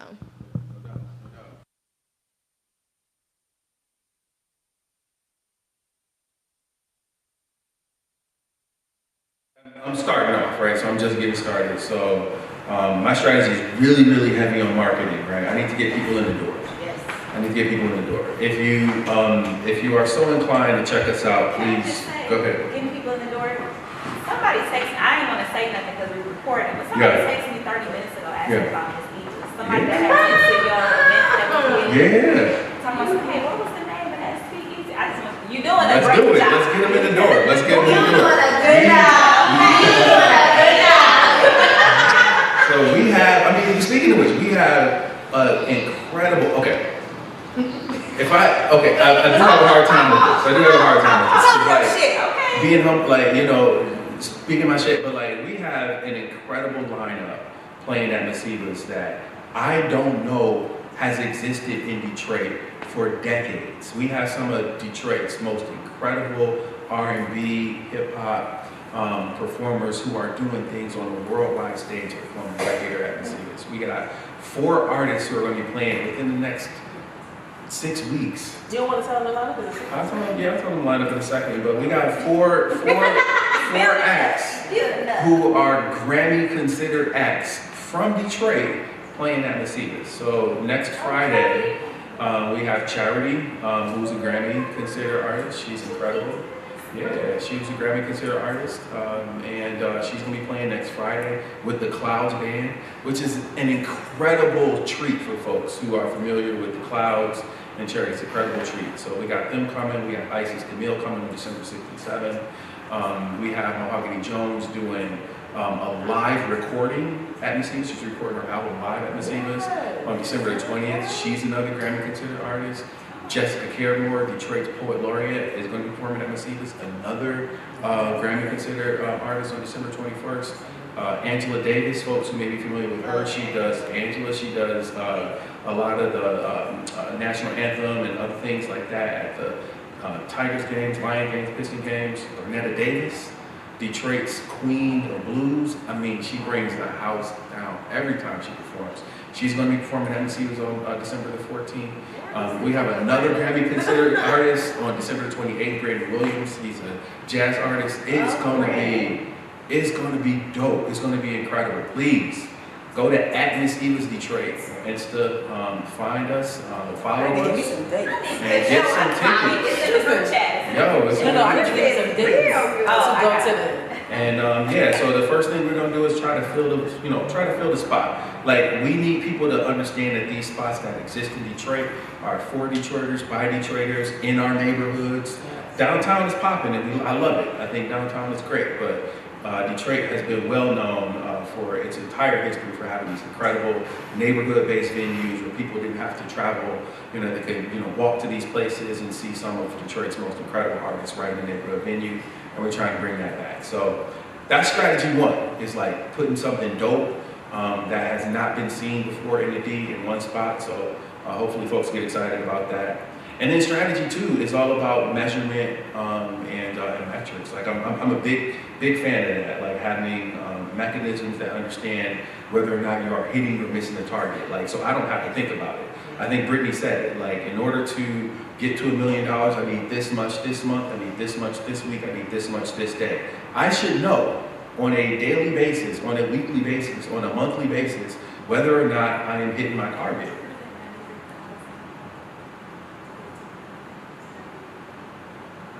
Sure. 93, 80 something, 93 something in there. Somebody got a calculator on their phone. We gonna give it. Somebody got a calculator on their phone. Keep talking. But and it's all about knowing, whether or not you are hitting or missing the target, and you don't have to think about it. It's visual. It's in front of your face. Is it 93 or 80? 83. All right. How much you need to make a month? Oh, a month. To get to $1 million. And you have to, it's going to be some seasonal flux. You're not going to, some of the summer months are going to be higher than the winter months. Or you can do the draft, right? I know some of us were so fortunate enough to do that. But that's it, right? So that's number 1, packing the house, and then number 2, having a strategy or a measurement and metrics mechanism where you can kind of like look and know. And when you know whether you're hit or miss the target, then you know how to implement other strategies that will help you to either increase or decrease, not necessarily decrease, you never decrease, but making sure that you increase when you need to increase, and then maybe I should say capitalize on when you are doing well. Like, what did I do really, really good here that I need to do more of? So yeah, that's going to be our strategy. I don't know if I'm gonna get Britney. Britney she may beat me. She may beat me, but we literally just looking at our new businesses. We're not looking at no other couple. Just the new businesses. Okay. That ain't fair. Okay? So greatest we Detroit. Looking at the brand new babies that all started at the same time. Grand opening next week. I think it should also start at the top of the year. Start in January. Yeah, get a clean start. Yeah, I'm like, well, Like, we'll talk about it later. How was mine? That ain't no sale. It don't matter. I have to sell Revenue. dreams. That's not a sale. That is Oh, not that a definitely sale. counts. We'll talk about that later. counts. But it definitely counts. That's part of our strategy. That's one of the line items, honey. Well, there might be some grants because that don't count. Y'all be at 200,000 at the I start got of you. the But if you year. start getting naked days, if you can't find me, like, hold on. Let me get So rules to the game is what I'm hearing. We need to establish some rules to the game. But TeQuion can help. TeQuion can help everybody get grants. Everybody. All right. Me and Britney already talked about it. I forgot to tell you. No, it's all good. Yeah, that's part of the plan. All right. All right. All right. But Let's not go. to the point where y'all beat me, so y'all better. After I cross that Jay threshold. got a whole liquor license. I A don't feel like whole Yo, liquor this let's is go. not a fair stomping ground It at ain't. all. Like, It ain't. what? Well, also, you have a business that has already generated $1 million before and is about to do it again. So you have a formula, ma'am. Clearly. Okay. Let's go. Yes. Okay. Yes. Even playing field, somewhat. I just had a random idea. I feel like you need, not need, but it'll be dope for you to have Miss Eve as brand ambassadors. Like as you're growing, like to be your own little personal, like on the ground marketing team with their little cute little Miss Eva's gear and like, you know, also membership. Like I just, Membership? Oh, absolutely. Yeah, I just think But that that. also, Jay, like, I love, and I know we talked about it. I love like who your target audience is. Like you were so specific about who it was. Like talk about how you came up with that, and who, first of all, tell everybody else. Yeah, I mean, really, it came about by me thinking about what I wanted to experience. I mean, to be honest, yeah, but I'm my own ideal client. Detroit has, I think, I think Detroit should be it should be the #1 music city in the world. I don't know if it is. It should be the #1 music city in the world. And there are some really, really dope and incredible spots to go check out music in Detroit. And people should continue to do them, right? So if you're going to Baker's, or you're going to Cliff Bell's, or if you're going to Dirty Dog in Grosse Pointe, or if you're going to Ann Arbor, going to check out the Blue Llama, like those are some really, really incredible places to go check out, you know, your live music. But for those of us who grew up and you want to hear some Jill Scott, or you want to hear some Anthony Hamilton, or if you rocking with some of this new age R&B that's out there, you want to hear some Ari Lennox or some Snow Allegra or some Lucky Day or something like that. Like there's not a lot of spaces where you can go and experience music like that. And that's kind of what I wanted to experience. And so I created a spot that would kind of cater to us older millennials, I shouldn't say older, I don't know what the right word is, later millennials. Babies on this couch. Later millennials, middle millennials, Like you the know. riffraff. Exactly. Maybe we got some, you know, younger Gen Xers in that space. Like, that's the target demographic of folks who kind of want to get out, get some turn up. But, like, your turn up is like maybe like 6 or 7. Your turn up ain't a 10 no more, but your turn up is somewhere in that maybe 6, 7, 8 range, and you want to get some turn up and have a good time. Like, Look nice. That You was wanna- such a professional way. That is yeah. not what you said to me. All right, tell when me we what I was in said to you. Ferndale at that bar, and he was like, "Yeah, I'm going for the sophisticated ratchet." I said, "Yeah, that's me. that I'm too. in there." That too, yeah. But that's sophisticated ratchet, like that's that 7, You 8. ain't say the that's word that- though. I wanted to hear the word. Yeah. We want to do some of that. You want to turn up. You want to have a good time, but you don't necessarily want to leave it all out. You want to leave it all on the floor. So yeah, for sure. You know what? If you think about it, though, TeQuion, we were our own ideal member as well. Yeah. Like I just thought about that. I was like, oh, yeah, that's cool. Animal. Yeah. I never really thought about that. 'Cause I don't think anybody around me, business-wise, had that exact like mirror kind of thing going on. But that's pretty dope. And we know what we want. We know what we need. People, they struggle with figuring out who the ideal client is, so, and they don't know that that's like the key to it at first.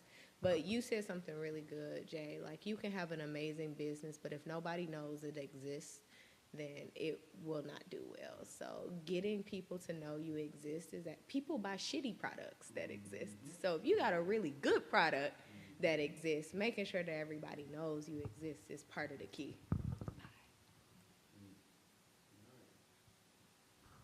Did everybody do their assignment? Everybody? Exactly. Can you give me credit, bully? What are the rest of our questions for next time? Because we need to wrap up soon, right? Whose is the shortest? I think mine is a little long. I got a short one. So I want to talk about balance, is what I want to ask you guys about. So again, I had a regulated, type of way that I moved on my day-to-day basis. This entrepreneurship grind is completely different, and it has been difficult to find balance. Like, I am sun up, sundown in a completely different way than I was sun up, sundown in my corporate role. And I want to hear y'all talk a little bit about how and where you find balance. That's not, I wake up at 10 or 11 o'clock every day. Ooh, I'm not going to be coming from my boo, okay? Help me. She can wake up when she want to wake up. Thank you. She earned it. Period. Okay, because I stay up until my eyes shut down, my body stop, my brain stop working. That's my thing. Like, I work better at night when everything gets really quiet. Sometimes I accidentally wake up too early, and I'm like, oh, this is nice. Ain't nobody emailing me yet. Let me get some stuff done. But to your concept around balance, for me, that's part of my balance, right? Is allowing my body to wake up naturally instead of using an alarm to give me a heart attack every morning and wake up. But also, like, I am sending emails and taking calls in the shower and strategizing with Nina and Britney about what we about to do while I'm trying to scrub my body down. Like, so it's this, like, I think beautiful chemistry of, like, I don't have to take calls in the shower. It's not like I'm like, oh no, if I don't take this call, something gonna fall apart. It's part of me being able to show up fully. Having ADHD and having all these great ideas, I'm blessed to have not only the ideas, but the resources and the talents and the skills and the knowledge to make them happen. But for me, balance looks like listening to myself. If I want to take a nap or to stop, I stop. If I'm tired, I stop. I listen to that, right? Very rarely do I push past that. And I encourage people that I interact with, like, if you are in the hospital, you probably shouldn't be responding to my email. You should probably go lay down and probably let the IV do what it's doing, right? And so for me, balance is being very intentional about your time. So I have this concept of like time audits. I'm very, very particular about how I spend my time and my energy. Energy conservation for me is beyond like, the climate, but personal energy conservation for me is a huge thing. So whether it's, I'm probably not going to deep clean my house right now because I need to preserve my energy so that I can go put on a 12-hour event for 150 kids. Yeah, it's the whole thing. Or I'm probably not going to answer that call from that toxic relative because I know it's toxic and it's going to alter my brain chemistry or my spirit, and I'm not going to be able to show up fully for a client that I have that's going through a crisis or that needs me to be creative in the moment. Can't be creative when my heart is broken or my mind is heavy. And so for me, balance looks a lot of ways, but it's also about like listening to self, being flexible, giving myself permission to change my mind about whatever or whoever.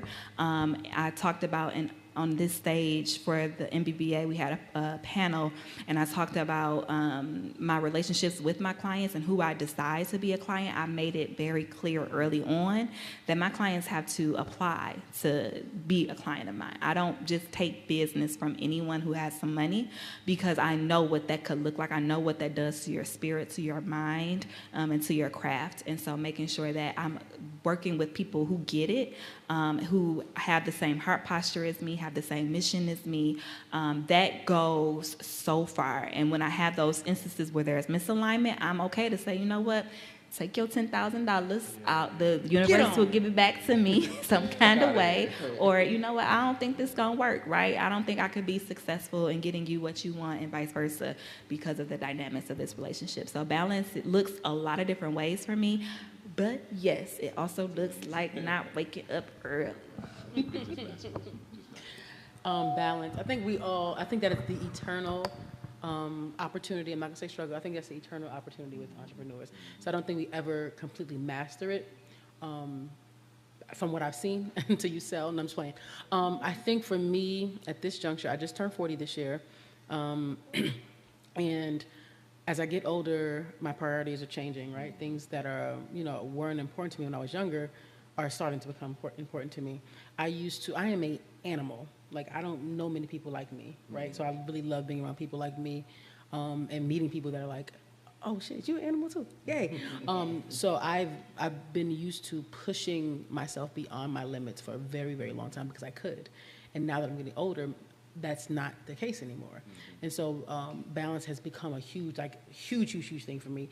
And I'm still figuring it out, but I know what's important to me is that I, like TeQuion said, check in within myself to see what I need, right? And so what I absolutely need is to leave. I have to leave. Like, people always got something smart to say, oh, you just got off the plane. You got on the plane, mind your business. Because when I'm not on the plane, I'm not going to be able to perform like I do, because the only rest I get is when I leave. And I'm still working, to be clear. Everybody's in my business about me being on planes. I'm still working, but I want to work in an environment that feels like heaven on my skin and on my toes and in my stomach, because I get to actually eat when I leave, because I'm going to go to dinner like a normal human and eat dinner, right? So traveling has become a huge part of my mental health and well-being, like, care plan. Also, the other thing that I do that I post about all the time, because I love it, I literally go to soak at Lifetime Fitness in Rochester a couple times a week, and it saves my life. Lord knows it does. Being submerged in water, hot water, at that is so healing for me. And it could be anything for anybody, but finally when I realized it, I was like, oh, this is it. Because I've been looking for a therapist and I hadn't found. I was like, you know what? I get my therapy right in this hot tub.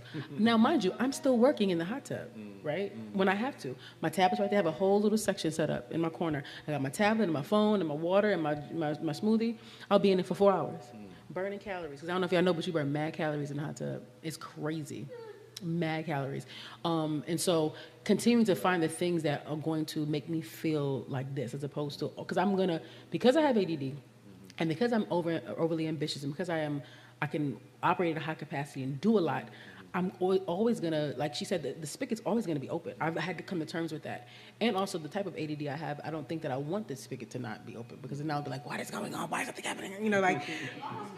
Yeah, if you're not doing why am I not doing 90 things? What's this 79 about? Like, you're crazy. So I think it's really, and it changes. So always checking in with, and going back to the spiritual piece, having a spiritual practice, and that's another area I'm at in my life, is really doubling down and tightening and deepening my spiritual practice, so that I'm always in tune with what it is that I need, so I can say no and yes to myself more, right? And so I can feel fulfilled, but also feel like a human and not a machine, So it's evolving. I think it's something that we always have to be hyper vigilant about and checking in with ourselves.